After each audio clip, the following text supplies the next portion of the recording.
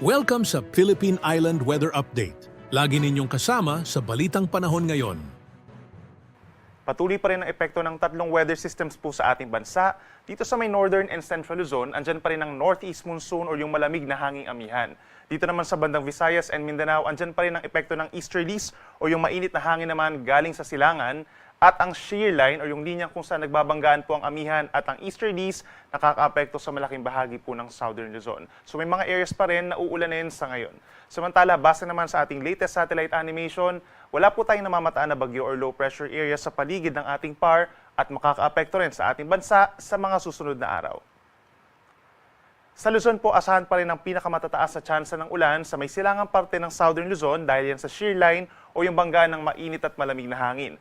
Bicol Region, gayon din ang lalawigan ng Quezon, Marinduque, gayon din ang Oriental Mindolo at yung mga karapit na lugar pa dito sa may Rizal and Laguna, asahan ng makulimlim na panahon, may mga light to moderate with at times heavy rains, kahit mag-ingat din po sa banta ng baha at pagguho ng lupa.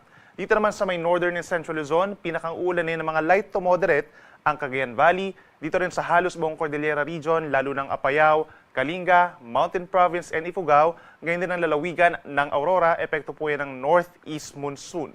Samantala, dito naman sa natitirang bahagi ng Luzon, Ilocos Region, Abra, Benguet, rest of Central Luzon, Calabarzon, Mimaropa, and Metro Manila, partly cloudy to cloudy skies at sasamahan lamang din po ng mga pulo-pulo at may hinang pag-uulan.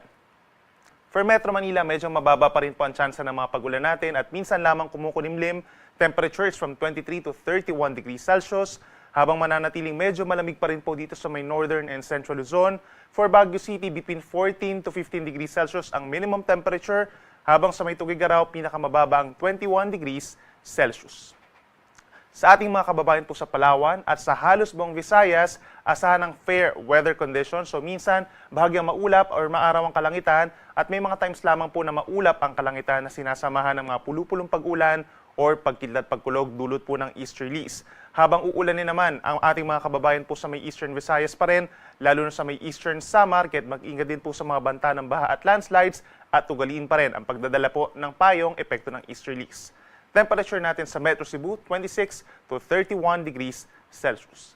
At sa ating mga kababayan po sa Mindanao, mananatiling bahagyang maulap at madalas maaraw sa ngayong umaga hanggang tanghali at pinakauulanin pa rin po dahil sa easterlies ang Surigao del Norte at Dinagat Island. So magbaon po ng payong doon. May mga lugar pagsapit po ng hapon na magkakaroon ng mga isolated na ulan or mga thunderstorms at may mga ibang lugar rin po dito sa Mindanao na hindi naman po ulanin for today. At dahil sa easterlies, magiging mainit sa maraming lugar po dito sa may Mindanao. For Zamboanga City, Cotabato City, Gensan, and Davao City hanggang 33 degrees Celsius.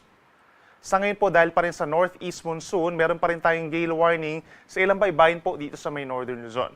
Kabilang na dyan ang baybayin ng Batanes, Cagayan, Isabela, Ilocos Norte at bahagi po ng Ilocos Sur kung saan hanggang 4.5 meters or nasa 1.5 palapag ng gusaling taas sa mga pag-alo ng posibleng maranasan po doon.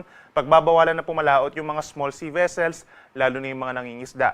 For the rest of Luzon, nasa 2 to 3 meters ang taas ng mga pag-alon, habang Banayad hanggang katamtaman ng taas, nasa 0.5 to 1 meter naman over Visayas and Mindanao. Posible na rin po matanggal yung ating gale warning by tomorrow dito sa may Northern Luzon at mananatili pa rin medyo maalon sa mga susunod pa na araw.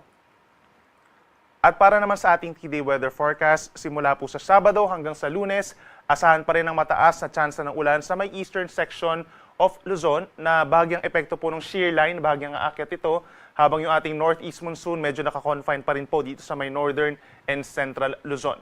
Dahil dun sa shear line, mataas pa rin ang tsansa ng ulan sa may Cagayan, Isabela, Aurora, and Quezon Province, kaya make sure pa rin po na meron dalang payong at mag-ingat pa rin sa banta ng flash floods or landslides. Samantala, simula po sa araw ng Linggo, asahan ng mataas na tsansa ng ulan. Dito po sa malaking bahagi ng Mindanao, epekto po yan ng ITCZ or Intertropical Convergence Zone na siyang convergence or banggaan po ng hangin from the northern and southern hemispheres. Sunday and Monday, mataas ang tsansa ng ulan sa may Caraga Region, Davao Region, Soc-Sargen at mga nearby areas pa po sa Mindanao.